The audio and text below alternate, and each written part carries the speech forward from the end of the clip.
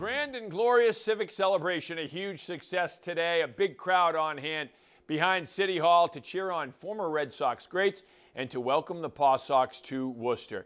Now, the crowd cheering on and filling the Oval. Lieutenant Governor Karen Polito, along with local politicians, walking the red carpet. Jerry Remy got a huge ovation. Dwight Evans, Louis Tiant, they were there too, among the others. But this guy, Pedro Martinez, stole the show. He was charismatic and engaging with the crowd. Pedro and Rich Gedman making the celebration complete, throwing out the first pitch. A special day for Worcester native Rich Gedman. It's been a long time since I call this my hometown, but it's where I grew up, and I feel like when they're talking about where this place is going to be, it's like I couldn't envision it walking by it, but I certainly can picture it now, and it's pretty special. And what an announcement today, and what a great turnout, and people seem pretty excited. And it's kind of, I'm proud to say I grew up here, and it's neat to be a part of it. A lot of people he needed to see. All right, a great celebration for Worcester, the Red Sox, PawSox organizations, and everyone involved. What a great, great day indeed. Now, the architect of today's celebration is Dr. Charles Steinberg. He says that since they made the announcement 1 month ago that the PawSox would be moving up to Worcester, they have felt an outpouring of love and support from this community. This whole process has been remarkable. The reception that we have received has been as warm and as welcoming as we could have possibly imagined. I don't think that in our careers, with all of the franchises that we've been blessed to work with, we've had a welcome and entrance in which we've been saturated with as much love and kindness and gratitude as we felt in Worcester and Central Mass. That was certainly on display today. Now we're going to switch gears to some high school field hockey. Katie Sawyer leading Wachusett against Shrewsbury in field hockey. Katie, your dad did not tell me to put you on TV. Don't yell at him. Don't blink. Sawyer scores. And it's 2-0 Wachusett in the second half. The Mountaineers are pumped. Later on in the half, Sawyer carries. Sawyer staying with it. And Katie fires just wide of the far side. Katie, your mom told me to put you on TV. Don't yell at your dad. Wachusett gets a big win today. 2-0 is your final. All right, our game of the week this past Saturday, Holy Cross and Yale, and this was awesome. Opening kickoff for the game. Melvin Rouse going to his left. Makes a couple men miss. Melvin Rouse finds his seam, and a lookout cookout. Rouse is off to the races. 100-yard kickoff return for a touchdown, and that is how this game opened up. Yale jumping out to a 7-0 lead. Still in the first.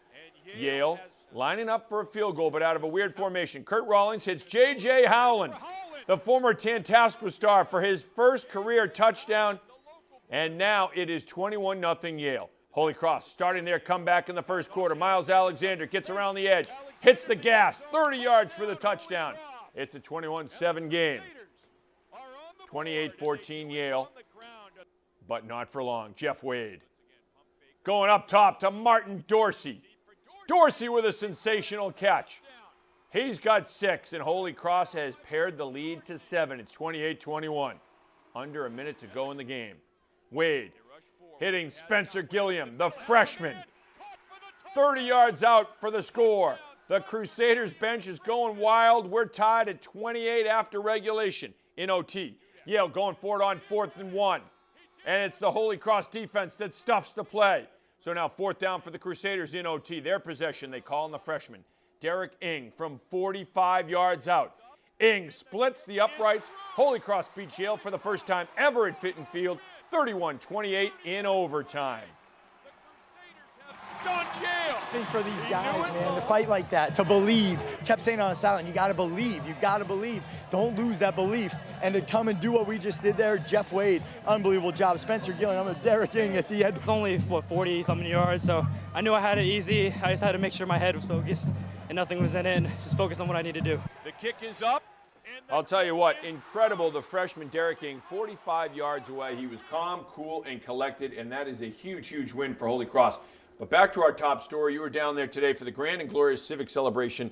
It was awesome to see all those former Red Sox players, and the crowd really loved them. And then, of course, Pedro did what Pedro does, and he carried the show. It was so much fun seeing Pedro Martinez, seeing him high-fiving all the fans. He was taking so many selfies on his way down. And then another cool aspect, David Ortiz with his video message to the fans. That was also a very it was special really moment. nice. And everything was received so well. I mean, Jerry Remy's announced, and he gets a huge ovation. Obviously, Rich Gedman, Worcester native, getting a big ovation. But I think the fans and everyone that turned out today certainly enjoyed it, and that's a memory that they'll have for their lifetime. I don't know about you, but I think my voice hurts a little bit from screaming so loud at how exciting I was just throughout the event. Yeah, it was great. And again, Pedro's the MVP, and just when he jumped in and Larry Lucchino was speaking, and then Pedro jumps in and then pushes him to the side and starts going on, and that was just great. And he's going off the cuff, and he is what he is. He's charismatic, he's engaging, he can command a room, or in this case, command the oval behind City Hall. He was as advertised, and he was